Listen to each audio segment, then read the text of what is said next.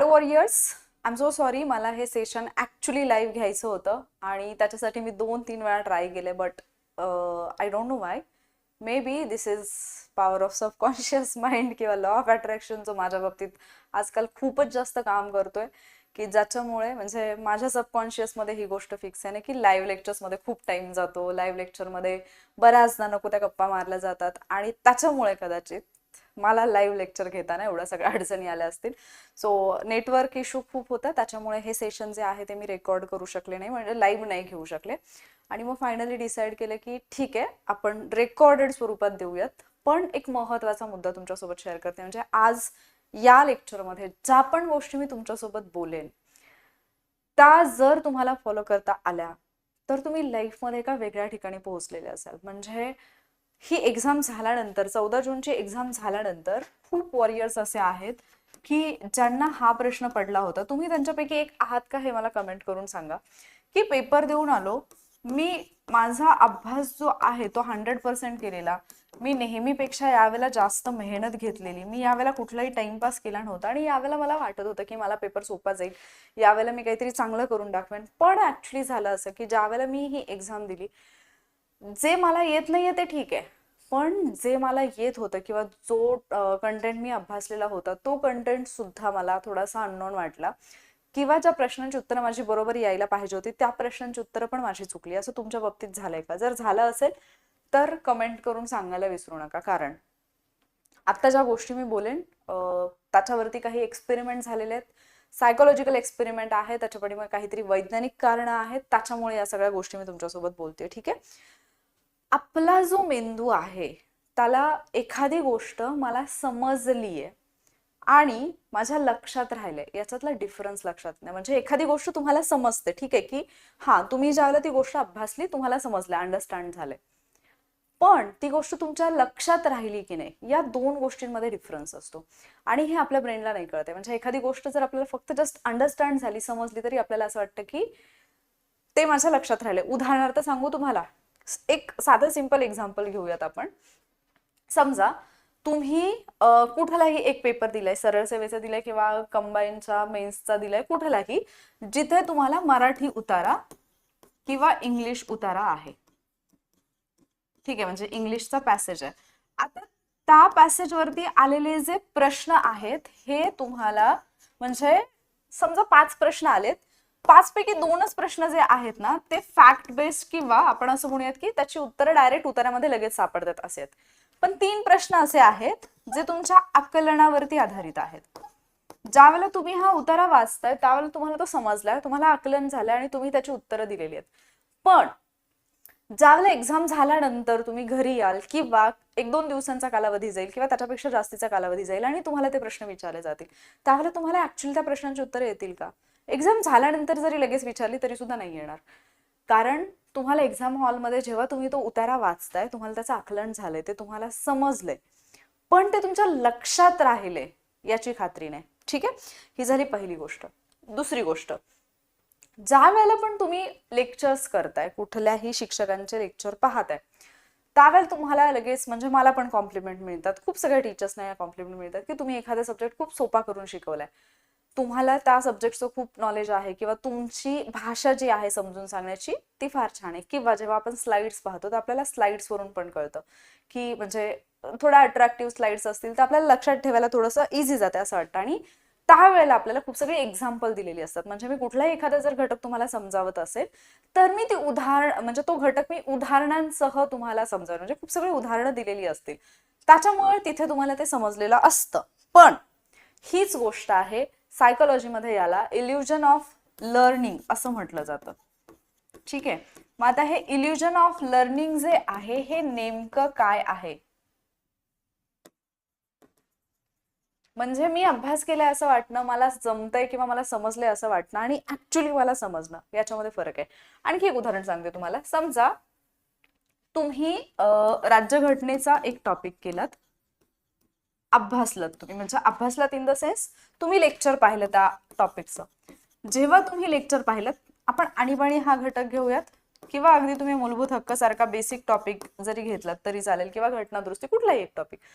हा टॉपिक तुम्ही एक लेक्चर पाहिलं. आता ज्या वेळेला तुम्ही त्याचं लेक्चर पाहिले की नाही, तुमचा पहिला रिस्पॉन्स हा आहे की खूप इझी वाटलं, हे मला सगळं समजलंय. आणीबाणी ही कन्सेप्ट काय आहे, आणीबाणीचे 3 प्रकार कुठले आहेत, राज्यघटनेमध्ये त्यांना काय म्हटलेलं आहे, हे मला सगळं समजलं. त्याच्याशी संबंधित असणारी कलमं मला समजलेली आहेत. पण 2 किंवा 3 दिवसानंतर जर मी तुम्हाला हा प्रश्न विचारला की 352, 356, 360 या तिन्ही मधला डिफरन्स काय आहे सांगा, किंवा अगदी जो बेसिक प्रश्न आयोगाकडून विचारला जातोय 358, 359 मधला फरक काय आहे तो सांगा, तर इथे आपला थोडासा गोंधळ उडतो. हे आपल्याला एक्झॅक्टली नाही आठवत. का नाही आठवत? कारण जेव्हा लेक्चर पाहिलं त्यावेळेला आपल्याला ते समजले, पण ते आपल्या लक्षात नाही राहिलं कारण आपण त्याला रिवाइज नाही केलं. आणि मग याच्याशीच संबंधित एक सायकोलॉजिकल एक्सपेरिमेंट जो आहे तो केलेला आपल्याला पाहायला मिळतो. एक सेकंड.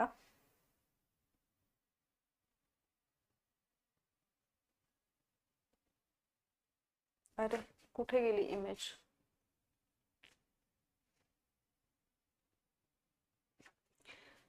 तर 2 लोकांचं नाव आहे ज्यांनी, म्हणजे जे सायकोलॉजिस्ट आहेत त्यांचं, हेनरी रॉडिजर आणि जेफ्री कार्पिक यांनी एक एक्सपेरिमेंट केलेला, ज्याच्यामध्ये त्या रिसर्चला टेस्टिंग इफेक्ट किंवा रिट्रायवल प्रॅक्टिस असं म्हटलं जातं. याच्यामध्ये त्यांनी काय केलेलं, बेसिकली 2 गट केले होते आणि त्याच्यातला जो एक गट होता, म्हणजे दोन्ही गटांना सेम अभ्यास दिला होता. एक जो गट आहे या गटाला पुन्हा पुन्हा त्याच सेम टॉपिकचं रीडिंग करायला सांगितलं. म्हणजे एखादा टॉपिक जो आहे तो रीड करायचा, एवढं त्यांना सांगितलं की परत परत वाचा. दुसरा जो गट आहे त्यांना सांगितलं की तुम्हाला तो टॉपिक फक्त एकदाच रीड करायचा आहे, पण त्याच्यानंतर मात्र तुम्हाला त्याच्यावरची टेस्ट द्यायची आहे. ठीक आहे. आता ज्या वेळेला याचे रिझल्ट्स पाहिले त्यावेळेला हा जो दुसरा गट होता ना, या दुसऱ्या गटाचा रिझल्ट म्हणजे काही दिवसानंतर परत जेव्हा त्यांची टेस्ट घेण्यात आली सेम टॉपिक वरती, तेव्हा लक्षात आलं की हा जो दुसरा गट आहे त्यांच्या जास्त चांगल्या पद्धतीने गोष्टी लक्षात राहिल्यात. ठीक आहे. म्हणजे ज्या वेळेला एका गटाने एक टॉपिक परत परत वाचलेला आहे, 4-5 वेळा काही ते असेल, ते वाचला असेल, दुसऱ्या गटाने तो एकदाच वाचला पण त्याच्यावरच्या टेस्ट वारंवार दिल्या, आणि काही दिवसांनी ज्यावेळेला टेस्ट घेतली तर हा जो दुसरा गट आहे यांचा रिझल्ट शॉकिंग होता. आता आपल्याला जर नॉर्मली विचारलं असतं तर आपण म्हटलं असतं की ज्यांनी पुन्हा पुन्हा वाचलं त्याचा रिझल्ट आला असेल किंवा त्यांना चांगले मार्क्स मिळाले असतील. पण ऍक्च्युली सायकोलॉजी पण हे सांगते की तुम्ही जर एखादा कंटेंट अभ्यासत असाल, म्हणजे आपल्याकडे विद्यार्थी जी चूक करतात, ज्याच्याबद्दल मी बोलतेय सुरुवातीपासून, जी अजूनही तुमच्या लक्षात आलेली नसेल, की आपण एखादा कंटेंट जो आहे ना तो फक्त रीडिंग करतो, परत परत परत परत आपलं फक्त चालू असतं की आपण रीडिंग करतोय. बऱ्याचदा ज्यावेळेला तुम्हाला रिवाइज करायला सांगितला जातो एखादा टॉपिक, खूप सगळे लोक आहेत जे फक्त रीड करतात पण ते स्वतःला टेस्ट कधीच करत नाहीत, आणि टेस्ट न केल्याचा परिणाम हा होतो की तुम्हाला या तुमच्या जो पण तुम्ही अभ्यास केला त्याचा रिझल्ट नाही मिळत. म्हणजे ज्यावेळेला तो रिझल्ट ऍक्च्युली तुम्हाला मिळायला पाहिजे, ज्यावेळेला एक्झाम हॉलमध्ये जाऊन तुम्हाला परीक्षा द्यायची आहे, त्यावेळेला तुम्हाला काही आठवत नाही. याच्या व्यतिरिक्त पण काही गोष्टी आहेत. एक कटू सत्य सांगते, जे कदाचित, म्हणजे हा आता मी जर तुम्हाला शिकवते किंवा मी जर तुम्हाला लेक्चर प्रोव्हाइड करते, हे माझ्यासाठी थोडंसं असं ठरू शकतं की मीच या गोष्टी कशा काही तुम्हाला सांगते, पण हे सांगणं माझं काम आहे. एक कटू सत्य की ज्यावेळेला तुम्ही कुठल्याही टॉपिकशी रिलेटेड लेक्चर पाहताय, मी असं म्हणत नाही की लेक्चर वाईट आहेत, लेक्चर कधी पाहायचं हे पण मी सांगेन. ज्यावेळेला तुम्ही एखादा लेक्चर पाहताय, लेक्चरमध्ये काय होतंय, जो टीचर आहे की नाही, म्हणजे आता समजा तुम्हाला एखादा टॉपिक अभ्यासायचा आहे, जो टीचर आहे ना हा टीचरच विचार करतोय, म्हणजे तो टॉपिक जो आहे त्या टॉपिक बद्दल हा टीचरच विचार करतोय, तो टीचरच या टॉपिकचा अभ्यास करतोय, तो टीचरच हा टॉपिक समजून घेतोय, म्हणजे अंडरस्टँड करतोय, तो टीचरच या टॉपिकला लक्षात ठेवण्यासाठीची उदाहरणं किंवा ज्या ट्रिक्स आहेत त्या तयार करतोय, आणि हा टीचरच आहे जो तुम्हाला एक्सप्लेन करतोय. विद्यार्थी काय करतोय? फक्त फॉलो करताय. माझे स्टुडंट आहेत, माझे काही स्टुडंट जेन्युइनली मला म्हणतात की मॅम स्पून फीडिंग बंद करा, तुम्ही फार स्पून फीडिंग करताय.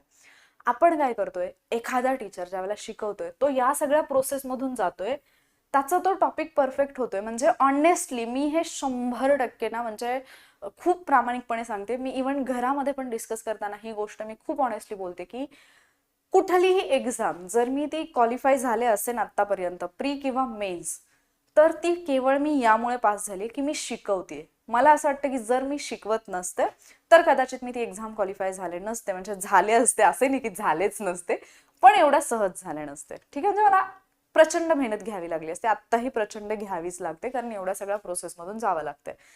पण ज्या वेळेला तुम्ही लेक्चर पाहताय, तुम्ही जस्ट त्या टीचरला ऐकताय, तुम्हाला जर काही प्रॉब्लेम आला तुम्ही त्या टीचरला विचारताय. पण जेव्हा तुम्ही एक्झाम हॉलमध्ये असतात त्यावेळेला काय होते, त्यावेळेला तुमच्या मेंदूला या सगळ्या प्रोसेसमधून जावं लागतंय आणि तुमचा मेंदू इथे एकटा पडतोय. तुमच्या मेंदूला इथे उत्तरं शोधावी लागतात आणि मग तुमचा मेंदू एक असं युद्ध तिथे लढायला लागतो ज्या युद्धाबद्दल त्याला आधी काहीच कल्पना नाहीये. तुमच्या मेंदूला ज्या गोष्टीबद्दल आधी कसलीच पूर्वकल्पना नाहीये, माहिती नाहीये, त्याच्यामध्ये तुम्ही तुमच्या मेंदूला ढकलून दिलं. याचं दुसरं एक उदाहरण सांगू. तुम्हाला फॅट लॉस करायचं आहे, तुम्ही ठरवलं की बॉडी शॉडी बनवायची किंवा जस्ट मला फिट व्हायचंय. तुम्ही रोज जिमचे व्हिडिओज पाहताय, रोज पाहताय. पॉसिबल आहे का तुम्ही फिट होणं? नाही, बरोबर आहे. तुम्हाला स्विमिंग शिकायची आहे, तुम्ही ठरवलं चला मला स्विम करायला शिकायचंय. तुम्ही रोज स्विमिंग पूलच्या काठावरती जाऊन बसताय आणि रोज तिथल्या लोकांना ऑब्झर्व करताय, कोण कसं पोहतंय, कोण कसं हात मारते, कोण कसे पाय मारते, कोण कसं ब्रीदिंग टेक्निकवरती काम करतंय, कोण कसं डाईव्ह मारते, सगळं पाहताय. तुम्ही पोहायला शिकाल का? Obviously not. का? कारण या दोन्ही गोष्टी तुम्ही स्वतः करणं गरजेचं आहे. आणि तेच मला सांगायचं की अभ्यास हा तुम्ही स्वतः करणं गरजेचं आहे. कुठलाही टॉपिक आधी स्वतः रीड करणं, तो समजून घेणं, त्याच्यावरती स्वतःला टेस्ट करणं, आणि जिथे मला समजत नाहीये, जिथे मला अडचण येते, जिथे घटक मला खूप किचकट, कॉम्प्लेक्स किंवा माझ्या अंडरस्टँडिंगचा बाहेरचा वाटतोय, तिथे मला हेल्प घेता आली पाहिजे. असंही नाही की मग मी स्वतःच करेन, इतकंही आडमुठेपणा करायचं नाही की नाही ठीक आहे मग मला नाही कोणाचे लेक्चर पाहायचे. नाही, जिथे मला एखादा टॉपिक, उदाहरणार्थ प्राणी वर्गीकरण सारखा टॉपिक आहे जो आपण कितीही वेळा अभ्यासला तरी विसरला जातं आपल्याकडून, इथे आपल्याला हेल्प घ्यायची गरज पडते. सो तिथे मी मदत पण घेईन इतर लेक्चर्सची. पण जर तुम्ही 100% फक्त लेक्चरला टाइम देत असाल, फक्त लेक्चरवरती तुम्ही डिपेंड राहत असाल, देन तुम्ही फार मोठी मिस्टेक करत आहात. मग आता काय करायचं? स्वतः अभ्यास करा, संघर्ष करा एखादी गोष्ट समजून घेण्यासाठी. जे समजलेलं नाहीये त्याला मार्क करून ठेवा आणि नंतर त्याच्यावरचं लेक्चर पहा. ठीक आहे? कारण जे लेक्चर्स असतील की नाही, तुम्हाला जर कुठे जायचंय लक्षात ठेवा, तुम्हाला जी एक दिशा पाहिजे, लेक्चर याने म्हणजे लेक्चरनी तुमच्यासाठी जीपीएस सारखं काम करायला पाहिजे, ड्रायव्हर सारखं नाही. आपलं असं झालंय की लेक्चर आपले ड्रायव्हर आहेत, ते जिकडे घेऊन जातील तिकडे आपण चाललोय. नाही, तुमच्या गाडीचे ड्रायव्हर तुम्ही स्वतः बना. जिथे तुम्हाला आवश्यकता वाटेल, आपण जसं जीपीएसची मदत घेतो, लेक्चरला जीपीएस म्हणून यूज करा. माझा मुद्दा तुम्हाला समजतोय का? याच्याशिवाय पर्याय नाही. कारण काय होतंय मग, समजा एक टॉपिक मी अभ्यासलाय, आता मी लेक्चर पाहिलाय, अभ्यासलाय इन द सेन्स मी लेक्चरमधून अभ्यासलाय, मला हा फील येतोय की मला समजले, जे मी मराठीचं उतारा वगैरे उदाहरण दिलं ना, मला हा फील येतोय की मला समजलंय, माझ्या लक्षात राहिले, मला लगेच प्रश्न विचारले, त्यांची उत्तरं पण येतील. कदाचित काही लेक्चर्स असेही असतात, कारण माझ्या लेक्चरच्या बाबतीत मी हा एक्सपिरियन्स घेतला, ज्यावेळेला मी ट्रिकचे व्हिडिओज वगैरे देते, की काही महिन्यांनी जरी प्रश्न विचारला तरी मुलांना लक्षात असतं, हा ही ट्रिक मॅमनी सांगितलेली होती. पण तिथे तुम्ही फॅक्च्युअल गोष्टी लक्षात ठेवता, म्हणजे अख्खा चॅप्टर तुमच्या लक्षात नाही राहतो, तुम्हाला रिवाइज करणं गरजेचंच असतं. सो तुम्हाला हे डिवाइड करता आलं पाहिजे. एक रूल फॉलो करा, 30-20-50चा रूल. काय करायचं? 30% सेल्फ स्टडी करा, म्हणजे एखादा टॉपिक जो आहे तो स्वतः अभ्यासा, समजून घ्या. जर या टॉपिकमध्ये तुम्हाला काही प्रॉब्लेम येत असतील, तुम्हाला वाटते की हा टॉपिक मला नाही, म्हणजे हा टॉपिक मधला एवढा एवढा पार्ट आहे जो मला नाही समजत आहे, एखादी कन्सेप्ट मला नाही समजत आहे, इथे तुम्ही हेल्प घ्या. मग ते तुमचे मार्गदर्शक असतील किंवा तुम्ही युट्यूबवरून लेक्चर करताय किंवा तुम्ही आता कुठल्याही म्हणजे काय म्हणतो आपण त्याला, कुठल्याही साधनाची मदत घेऊ शकता, इथे हेल्प घ्या. अँड देन 50% हा जो टाइम आहे हा फक्त MCQ म्हणजे त्या टॉपिकवरचे MCQ सोडवणं असेल, स्वतःला त्या बाबतीत टेस्ट करणं असेल, तो टॉपिक जो आहे तो प्रॉपरली रिवाइज करणं असेल आणि सगळ्यात इम्पॉर्टंट रिकॉल, जी मेथड मी तुम्हाला परत परत सांगितली ना मागच्या काही दिवसांमध्ये, रिकॉल करणं असेल. कारण रिकॉलनी जेवढा कंटेंट तुमच्या लक्षात राहतो, रिकॉलनी जेवढ्या गोष्टी तुमच्या लक्षात राहतात, तेवढं कदाचित बाकी कुठल्या मेथडनी लक्षात राहत नाही. त्यामुळे रिकॉलनी करा. ठीक आहे. आता लेक्चर्स कधी हे करायचे असतात, मला एखादा नवीन घटक आहे, एकदम नवीन आहे, जो मला नाही समजत आहे. उदाहरणार्थ तुम्ही प्री दिलेली, तुम्ही मेन्सला आलात, मेन्सला आल्यानंतर रिमोट सेन्सिंग सारखा टॉपिक आहे, GIS GPS सारखा टॉपिक आहे की जो मला नाही कळत आहे, मी डायरेक्ट लेक्चर पाहीन, काही इश्यू नाही.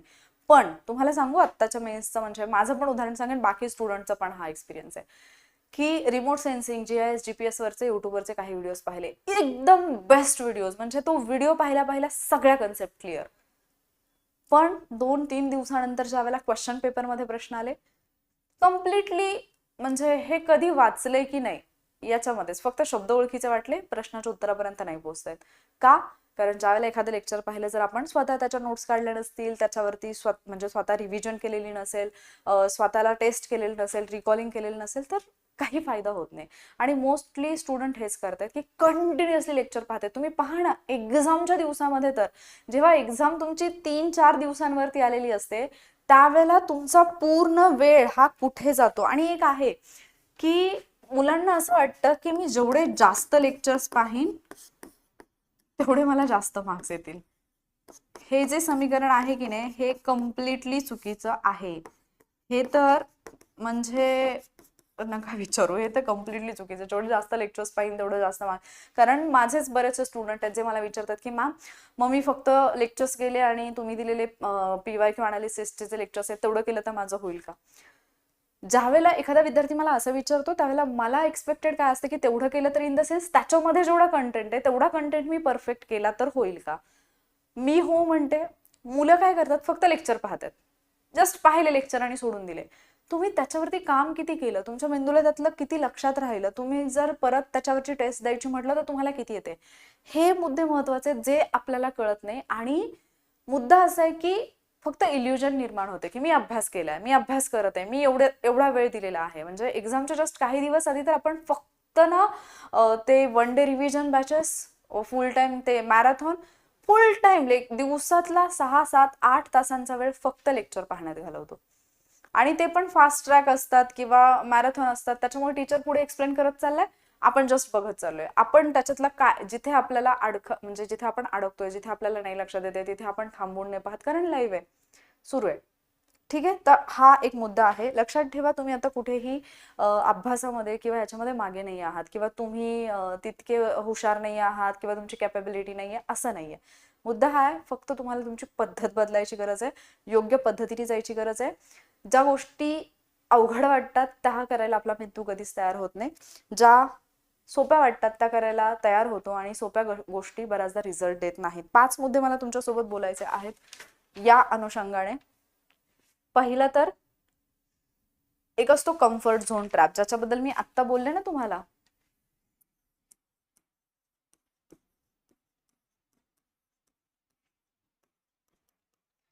कुठलंही लेक्चर पाहणं इझी आहे, युट्यूबवरती जाणं, एखादा कोर्स परचेस करणं, त्याच्यातून लेक्चर पाहणं इझी आहे. तो टॉपिक स्वतः पुस्तक उघडून वाचणं, समजून घेणं, प्रश्न उत्तर सोडवणं हे कठीण आहे. तुमचा मेंदू पहिलावाला ऑप्शन नेहमी निवडणार. तुमचा मेंदू कधीच तुम्हाला म्हणणार नाही उठ आणि पुस्तक घ्या आणि वाच. तुमचा मेंदू म्हणेल अरे हा टॉपिक अभ्यासाचा ना, चल मी पहिल्यांदा युट्यूबवरती जाऊन लेक्चर पाहीन, चल मी हा कोर्स घेतला, मी त्याच्यातलं पहिल्यांदा लेक्चर पाहीन. कारण त्याला वाटतं की इझी जे आहे ते मी करायला पाहिजे. पण बऱ्याचदा यश मिळवण्यासाठी तो इझीवाला मार्ग जो आहे तो उपयोगी ठरत नाही. दुसरी गोष्ट, फेक प्रोडक्टिव्हिटी. हे तर खूप आहे, आणि हेच आपल्या अपयशाचं फार मोठं कारण आहे, फार मोठं कारण आहे. फेक प्रोडक्टिव्हिटी म्हणजे काय? मी जवळपास आज दिवसभरामध्ये 8 तास दिलेले आहेत माझ्या अभ्यासासाठी. आता जर मी प्रश्न विचारला रात्री झोपताना तुम्हाला, ठीक आहे तू आज 8 तास अभ्यास केला, या 8 तासातला किती वेळ आहे ज्यावेळेला तू स्वतः अभ्यास केलायस? म्हणजे माझा स्क्रीन टाइम नाहीये, किंवा मी जस्ट टाइमपास नाही केलेला, किंवा मी कोणाचे तरी रेडीमेड नोट्स नाही वाचले, मी ऍक्च्युली स्वतः तो टाइम दिलाय, स्वतः थोडंसं स्ट्रगल केलंय आणि ती गोष्ट शिकून घेतलीय. तर तो वेळ या 8 तासातला फार कमी वेळ असेल. आणि मग आपल्याला जे वाटतं की मी 8 तास दिले, 10 तास दिले, पण मला त्याच्यातून काहीच आउटपुट मिळालं नाही. रिझन हे आहे की तुम्ही ज्या ट्रॅपमध्ये अडकलाय ते आहे फेक प्रोडक्टिव्हिटी. तुम्हाला असं वाटतंय की मी 8 तास दिले, तुम्हाला टाइम दिसतोय, पण त्या 8 तासातून मला किती आउटपुट मिळालं हे तुम्हाला माहिती नाही. बऱ्याच जणांना असं वाटेल की जेव्हा मी हे बोलते याचा अर्थ असा होतो की लेक्चर पाहू नका, लेक्चर करू नका. मी असं नाही म्हणत आहे.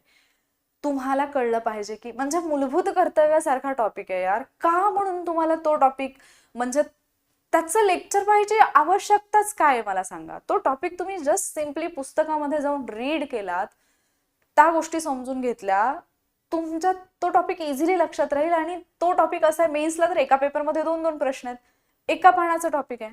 आम्हाला तिथे पण लेक्चरची गरज आहे. हा थोडासा दृष्टिकोन बदला, हा दृष्टिकोन थोडासा बदला, हे फार गरजेचं आहे. आणि मग जी उत्तरं चुकतात ना, प्रस्तावना आम्ही वाचली, आम्ही ऐकली, फक्त लेक्चरमधून पाहिली, आम्ही पुस्तक उघडून कधी पाहिलं नाही. मग आम्हाला कळत नाही की प्रस्तावनेमध्ये पहिल्यांदा म्हणजे घटनादुरुस्ती करता येते का, हा मुद्दा कधी उभा राहिला, आणि प्रास्ताविका घटनेचा भाग आहे की नाही, हा मुद्दा कधी उभा राहिला.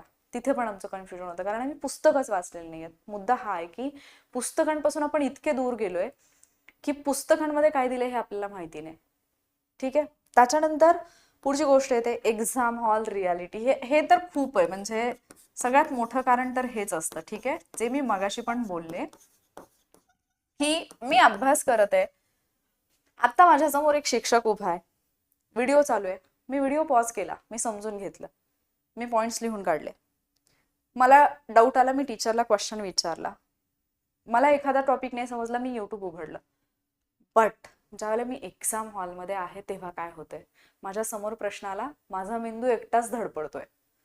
माझ्या मेंदूला आता तिथे कुठला टीचर नाही दिसत आहे, माझ्या मेंदूला कुठला लेक्चर नाही दिसत आहे, माझ्या मेंदूला कुठली रेडीमेड नोट नाही दिसत आहे, माझ्या मेंदूला डायरेक्ट माहिती नाही मिळते कुठली.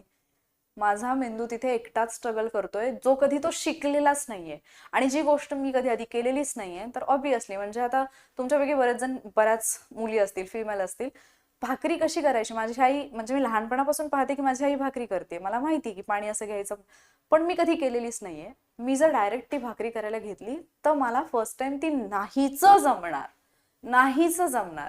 का? कारण मी त्या गोष्टीसाठी, म्हणजे माझ्या मसल्स त्या गोष्टीसाठी ट्रेनच नाही झालेले. सेम तुमचं ब्रेन जर त्या गोष्टीसाठी ट्रेन नाही झालेला आणि तुम्ही त्याला जर ते करायला सांगताय, जो तो डायरेक्टली तिथे फेस करणार आहे, तर ऑब्व्हियसली त्याला ते कठीण जाणार आहे. आणि हे फक्त प्रश्न उत्तरांबद्दल नाही बोलत आहे मी, कुठलीही क्रिटिकल सिच्युएशन हँडल करण्याबद्दल सुद्धा बोलते. कारण बऱ्याच विद्यार्थ्यांच्या बाबतीत हे मी पाहिले की अगदी फालतू कारण, जे टेम्पररी आहे, अगदी क्षुल्लक आहे, ज्याचा काहीही नंतर लाईफ टाईम संबंध नाहीये, त्या कारणाने मला इतकं डिस्टर्ब केलं की माझा पेपर अवघड गेला, मला माझा 100% देता आला नाही. असे खूप आहेत. तुम्ही त्यांच्यापैकी एक आहात का, मला नक्की सांगा. त्याच्यानंतर नॉलेज आणि परफॉर्मन्स. इथे तर आपली अशी गफलत आहे की नाही, याच्यातला डिफरन्स समजला पाहिजे. तुमचा रिझल्ट नॉलेज वरती येत नाही, तुमचा रिझल्ट परफॉर्मन्स वरती येतो, हे नेहमी लक्षात ठेवा. काही लोकांकडे प्रचंड ज्ञान आहे पण लाईफ मध्ये ते अचीव नाही करू शकले. काय काही लोक नॉलेज कमी आहे पण परफॉर्म असं करतात की म्हणजे सगळी दुनिया त्यांच्या बाजूने झुकलेली आहे. हा डिफरन्स तुम्हाला समजला पाहिजे. ज्याच्याकडे नॉलेज आहे ते सगळेच पास होतात असं नाही. तुमच्या नॉलेजवरती सिलेक्शन अवलंबून नाहीये, तुम्ही तिथे एका तासात काय परफॉर्म करताय, तुमच्या परफॉर्मन्सवरती तुमचं सिलेक्शन अवलंबून आहे. म्हणूनच लक्षात ठेवा, नॉलेजवाले हजारो लाखो आहेत. म्हणजे जे एमपीएससीची परीक्षा द्यायला येतात त्यांना ज्ञान नसतं असं आहे का? त्यांनी सगळं अभ्यासलेलं असतं, त्यांच्याकडे नॉलेज सगळं असते, पण परफॉर्म कसं करायचं आम्हाला माहिती नाही. की तिथे गेल्यानंतर त्या एका तासामध्ये ते सगळं कसं उतरवायचं, जे पाहिजे तेच कसं डोक्यातून बाहेर काढायचं, जे नकोय तिकडे जायचं पण नाही हे कसं मॅनेज करायचं, तो जो 1 तासाचा परफॉर्मन्स आहे ना त्याच्यावरती रिझल्ट अवलंबून असतो. आणि तो परफॉर्मन्स, त्याची प्रॅक्टिसच आम्ही कधी केलेली नसते किंवा त्याला कसं सामोरं जायचं हेच आम्हाला माहिती नसतं. आम्हाला टेस्ट जरी सोडवायची असेल तरी तिथे आम्हाला एका माणसाची गरज पडते जो माणूस आमच्याकडून टेस्ट सोडवून घेईल. ही शोकांतिका आहे आणि हे आपल्याला कळत नाही. मी जे बोलते ना कदाचित हे बऱ्याच लोकांना पटणार नाही, कदाचित तुमचा पॉइंट ऑफ व्ह्यू याच्याबद्दल वेगळा असू शकतो. मी स्वतः लेक्चर्स घेते, असंही नाही की मला लेक्चर्स घ्यायचे नाही आहेत, मला कुठला कोर्स घ्यायचा नाही आहे तरीही मी हे तुम्हाला म्हणून मी हे तुम्हाला सांगते असं नाहीये. पण जेन्युनली ज्या गोष्टीमुळे आपण 4-4, 5-5 वर्ष एका ठिकाणी अडकलेलो आहोत, आणि जर आपल्याला कळत नसेल की आपण का इथेच अडकून पडलोय, म्हणजे मेहनत घेऊनही अडकून पडलोय, देन आपण थोडासा विचार करायला पाहिजे. आणि त्याच्यानंतर 5वी गोष्ट येते सेल्फ टेस्ट चॅलेंज. ठीक आहे, म्हणजे जर एखादा मी सब्जेक्ट काय म्हणतात त्याला, एखादा टॉपिक मी लेक्चरमधून पाहिलाय, तर मी ते लेक्चर झाल्यानंतर काय करतो, म्हणजे मला असं वाटतं की खरा अभ्यास तर ना एखादा लेक्चर संपल्यानंतर सुरू होतो. तुम्ही जेव्हा लेक्चर चालू करता ना तेव्हा अभ्यास सुरू होत नाही, ज्या वेळेला लेक्चर संपतं ना तिथून पुढे खरा अभ्यास चालू होतो. कारण लेक्चर झाल्यानंतर मला कळलं पाहिजे की मला याच्यातलं किती समजलंय, कुठला पार्ट आहे जो मी परत एकदा पाहणं गरजेचं आहे पुस्तकातून, कुठला पार्ट आहे ज्याच्या नोट्स बनवणं मी गरजेचं आहे, कुठला पार्ट आहे ज्याच्यावरती मला आत्ता विचार मनन करणं गरजेचं आहे. आणि या टॉपिकला मला स्वतःला टेस्ट करायचं की हा टॉपिक माझ्या किती लक्षात राहिलाय, ते मी करत आहे का, हे इम्पॉर्टंट आहे. आणि हे ज्याला जमलं ना मग तो रिझल्टमध्ये येतो, त्याचं नाव दिसतं मग यादीमध्ये. ठीक आहे, पण आपलं झालं असं की पुस्तकं आपल्यापासून कोसो शेकडो दूर गेलेली आहेत, म्हणजे कोसो कोसो दूर, हा कोसो दूर गेलेली आहेत. ठीक आहे, आता लक्षात ठेवा, ज्या वेळेला तुम्ही एखादं लेक्चर पाहताय, मी अगेन सांगते, बऱ्याच जणांना असं वाटेल की मी लेक्चरला क्रिटिसाइज करते किंवा मी लेक्चर पाहू नका असं म्हणते. असं नाही, लेक्चरची गरज तुम्हाला पडणारच आहे, कारण ऑप्शन नाहीये. बरेचसे असे टॉपिक आहेत, असा कंटेंट आहे जो आपल्या अंडरस्टँडिंगच्या म्हणजे अगदी बाहेर येतो, नाही समजू शकत आपल्याला, तिथे लेक्चरची गरज पडणारच आहे. पण एक गोष्ट लक्षात ठेवा, लेक्चर तुम्हाला दाखवून देतं की तुमचा जो शिक्षक आहे की नाही तो किती हुशार आहे. मला तर म्हणतात बाबा माझे व्हिडिओज पाहिल्यानंतर, बरोबर मॅम किती हुशार आहात तुम्ही, एवढं कसं समजतं, इतकं डोकं कसं चालतं. म्हणजे लेक्चर तुम्हाला सांगते की तुमचा शिक्षक किती हुशार आहे. पण जेव्हा तुम्ही एक्झाम हॉलमध्ये जातात, इथे इम्पॉर्टंट काय आहे, तुम्ही किती हुशार आहात. हे मॅटरच नाही करत की तुमचा शिक्षक किती हुशार आहे, किती हुशार शिक्षकाकडून तुम्ही शिकलाय. लक्षात ठेवा, एक होता अर्जुन, एक होता एकलव्य, तुम्हाला माहिती असेल. तुम्ही तुमचं काय देताय, तुम्ही तुमचे किती प्रयत्न करताय हे इम्पॉर्टंट आहे. आणि आय डोंट नो आय हे स्टुडंट्सना नाही समजत आहे. मी किती जरी जीव तोडून सांगितलं, मला माहिती आहे अजूनही काही असे नमुने असतील जे येतील, मला ज्ञान शिकून जातील काही. म्हणजे असं नाही म्हणत आहे मी की तुमचा मुद्दा चुकीचाच असेल, ऑब्विसली तुमचे मुद्दे बरोबर असू शकतात. अगेन सांगते की लेक्चरचा फायदा घ्या, मॅक्झिमम फायदा घ्या, पण जिथे आवश्यक आहे तिथे घ्या. 100% जर दुसऱ्यावरती डिपेंड राहत असाल, रिझल्ट येणार नाहीये. मी म्हणजे पळून पळून, धडपडून, मरून मरून लेक्चर्स केलेत याच्यापूर्वी. प्रत्येक टॉपिकचं लेक्चर मुलांपर्यंत पोहोचलं पाहिजे कोर्समध्ये, याच्यासाठी जीवाचा इतका आटापिटा केलाय. पण जेवढ्या बॅचेस मी आतापर्यंत घेतल्यात त्याच्यातून एक गोष्ट लक्षात आली आहे की मॅक्झिमम मोठा वर्ग असा आहे ज्याला फक्त लेक्चर्स पाहिजे असतात. म्हणजे बॅच घेतल्यानंतर त्याचं पहिलं म्हणणं हे असतं की मॅम लेक्चर, मॅम ह्या टॉपिकचं लेक्चर. पण प्रत्येक चॅलेंजमध्ये एक रूल मी जो मुलांना सांगितलेला तो म्हणजे सकाळी उठल्यानंतर लेक्चर पाहायचं नाही. स्टडी टार्गेट दिलं, कुठलंही स्टडी टार्गेट मधला कुठलाही टॉपिक असेल त्याचं डायरेक्ट लेक्चर पाहायचं नाही. आधी तो टॉपिक स्वतः अभ्यासा, समजून घ्या. जर वाटलं की मला नाही समजत आहे, मला कठीण येते, तर लेक्चर पहा आवश्यकता असेल तर. नाही तर त्याचं लेक्चर सुद्धा उघडू नका. कारण होतं काय, एक टॉपिक मी पुस्तकातून पण अभ्यासलाय, मला तो समजलाय, तरी पण मी लेक्चरमधून केलाय, माझा परफेक्ट झालाय, दॅट इज फाईन. पण मी टाइम किती घालवला, जो टॉपिक मी कदाचित पुस्तकातून अभ्यासून मला समजेल, लक्षात राहील, त्याच्यासाठी मी टाइम देणं गरजेचं आहे. अजून सांगते की समजणं आणि लक्षात राहणं याच्यात फरक आहे. आणि समजलेलं आणि लक्षात राहिलेलं तुम्हाला ते एका तासामध्ये परफॉर्म करता येते का, हे त्याच्याहूनही इम्पॉर्टंट आहे. त्याच्यामुळे जर तुम्हाला सिलेक्शन हवं असेल, जर तुम्हाला तुमचा रिझल्ट हवा असेल, तर काही गोष्टी आहेत. योग्य पद्धत, पहिल्यांदा तर अभ्यासाची योग्य पद्धत कळली पाहिजे. दुसरी गोष्ट, कन्सिस्टन्सी मेंटेन करता आली पाहिजे, जे बऱ्याच मुलांना नाही जमत. म्हणजे आता तर असं आहे की 14 जूनचा पेपर देऊन आल्यानंतर जी आग लागली होती ना की अवघड गेला, असं झालं, आयोगाचा पॅटर्न बदलला, मग मी नेक्स्ट असं करेन, तसं करेन, हे करेन, ते करेन, 15ला 16ला हेच सुरू होतं.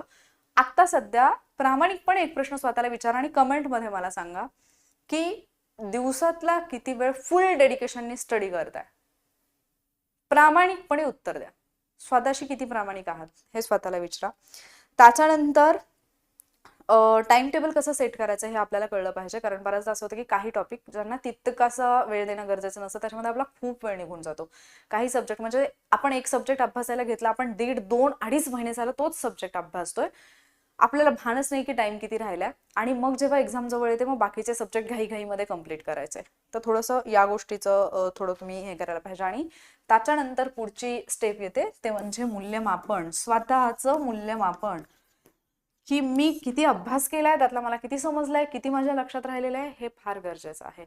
आणि याच्या सगळ्यासाठी तुम्हाला योग्य मार्गदर्शनाची गरज पडणार आहे, कारण ज्या वेळेला आपण करतो आपल्याला माहिती नाही येत नाही या गोष्टी, तर आपण 100% गोंधळात जातो. म्हणजे अगेन मी तुम्हाला सांगते, मी असं नाही म्हटलं तुम्हाला की गायडन्सच कोणाचा घेऊ नका, आपणच फार शहाणे असं वागा, असं नाही. असं करूनही मग दिशा इतक्या वेळा चुकणार, इतक्या वेळा भरकटणार तुम्ही की योग्य मार्गावरती येणार नाही. तुमच्यासाठी मेंटॉर निवडा, तुमच्यासाठी एखादा असा माणूस निवडा जो तुम्हाला योग्य दिशेवरती ठेवेल, जो तुम्हाला योग्य मार्गदर्शन करेल. पण तुमची मेहनत फार गरजेची आहे. म्हणजे तुम्ही जोपर्यंत मेहनत करत नाही ना, म्हणजे सचिन तेंडुलकर का बनला, म्हणजे गुरु तर आहेत, पण त्याची पण तितकीच मेहनत आहे जी त्याच्या गुरुने त्याच्याकडून करून घेतली, किंवा त्याचं पण स्वतःचं ते डेडिकेशन आहे. म्हणजे आपण म्हणतो ना की घोड्याला पाण्यापर्यंत नेऊ शकतो, पण पाणी त्याचं त्यालाच प्यावं लागणार आहे. सेम असं आहे आपलं. तर मी जे काही बोलले, जर मी कोणाच्या भावना दुखावल्या असतील याच्यात, तर त्याच्याबद्दल आय एम एक्स्ट्रीमली सॉरी. पण मला असं वाटतं की हा असा एक मुद्दा ज्याच्यावरती जनरली ओपनली नाही बोलत कोणी, आपल्याकडे तर नाही बोलत आहे MPSC फील्डमध्ये. कारण असे की मी जर तुम्हाला असं सांगत असेल की स्वतः अभ्यास करा, लेक्चर वगैरे, तुम्ही माझ्याकडे काय याल ना, पॉइंट आहे ना, तुम्ही माझे लेक्चर्स का पाहाल? सो त्याच्यामुळे हे सांगायला खूप हिंमत लागते. पण जेन्युअनली मला असं वाटतं की तुम्ही आयुष्यातले इतके महत्वाची वर्ष देत आहे, आईबाप तिकडे काबाड कष्ट करतायत, तर आपण एका पॉइंट पर्यंत ठीक आहे की चाललंय, चालू द्या, चाललंय, पण एका पॉइंटला खरंच आपल्याला रिअलाइज झालं पाहिजे की आपण कुठे चुकतोय, काय चुकाय, जे आपण खरंच सोडणं गरजेचं आहे, ते आपण सुधारणं गरजेचं आहे. आणि ते रिअलाइज झालं की त्याच्यावरती काम करणं, त्या मार्गावरती चालणं, हे त्याच्याहूनही इम्पॉर्टंट आहे. ठीक आहे. सो थोडंसं म्हणजे आता मला मागच्या काही व्हिडिओजमध्ये कमेंट आले की मॅम तुम्ही फार ओपन झाला, म्हणजे पहिल्यासारखं, कारण मी जे बोलले ना की मी पण माझा कॉन्फिडन्स कुठेतरी हरवत चालले होते, तो मी परत आता मिळवायला लागले. आणि आय डोंट केअर की कोण मला कसं जज करतं.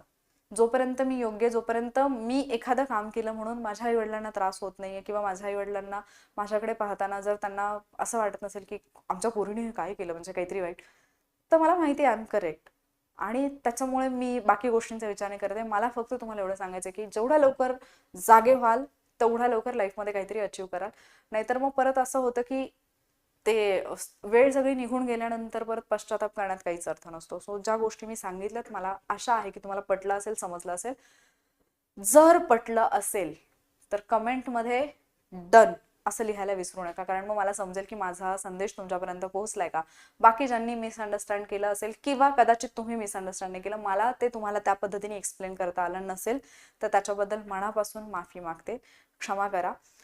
तुमच्या मताचा पण मी आदर करते. पण मला असं वाटतं की ज्या गोष्टींनी मी माझ्या लाईफमध्ये, म्हणजे ज्या काही थोड्याफार गोष्टी अचीव केल्यात, किंवा मी माझ्या आजूबाजूलाचे लोक पाहिलेत सक्सेसफुल झालेले, जे अगदी क्लास 1 पर्यंतचे आहेत, किंवा आता असे काही स्टुडंट आहेत जे त्या जर्नीमध्ये आहेत, तर त्यांच्याकडून ज्या गोष्टी शिकायला मिळालेल्या आहेत त्या मी तुमच्यापर्यंत घेऊन येते. ठीक आहे. सो जर तुम्हाला आजचं लेक्चर युजफुल वाटलं असेल तरच व्हिडिओला लाईक आणि शेअर करा.